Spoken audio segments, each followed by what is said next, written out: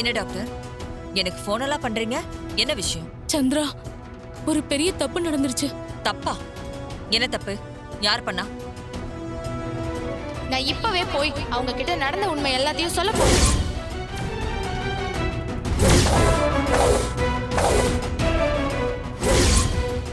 இதான் சந்திரா நடந்தது. என்ன டாக்டர், இதுதான் நடந்ததுன்னு கொஞ்சம் கூட பொறுப்பு இல்லாம பதில் சொல்றீங்க? இதனால வரப்போற பின்விளைவுக்கு நான் பொறுப்பு இல்ல. அப்படிலாம் சொல்லாத சந்திரா. பின்ன என்னை எப்படி சொல்ல சொல்றீங்க? உங்க பொண்ணு கிட்ட உணர்ச்சி வசப்பட்டு உண்மையை நீங்க சொல்லிட்டீங்க. ஒரு நிமிஷம் இருங்க.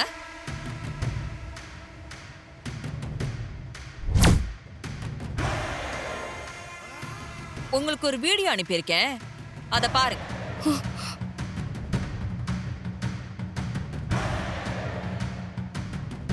ரேவதிக்கு கொஞ்சம் கொஞ்சமா பழைய விஷயங்கள் ஞாபகம் வரும்னு சொன்னீங்க.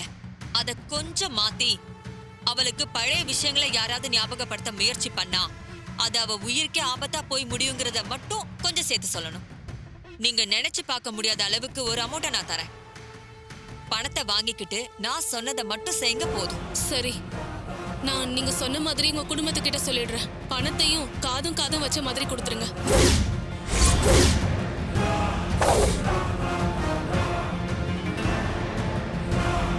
சந்திரா, நீ பண்றது ரொம்ப தப்பு. சரி, தப்பு பத்தி என்கிட்ட பேசாதீங்க. நீங்க என்ன பண்ணுவீங்களோ ஏது பண்ணுவீங்களோ எனக்கு தெரியாது. உங்க பொண்ணு இங்க வரக்கூடாது.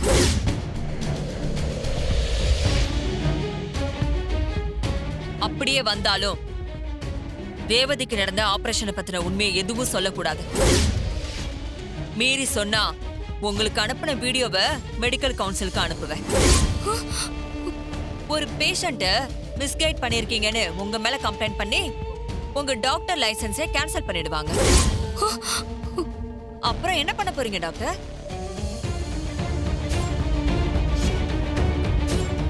இப்பவே கிளம்பி வந்து உங்க பொண்ணை கையோட கூட்டிட்டு போற வழிய பாருங்க. இல்ல என் கை சும்மா இருக்காம வீடியோவை அனுப்பி விட்டுட்டா என்ன தப்பு சொல்லக்கூடாது. வேணா சந்திரா, அப்படிலாம் பண்ணிடாத.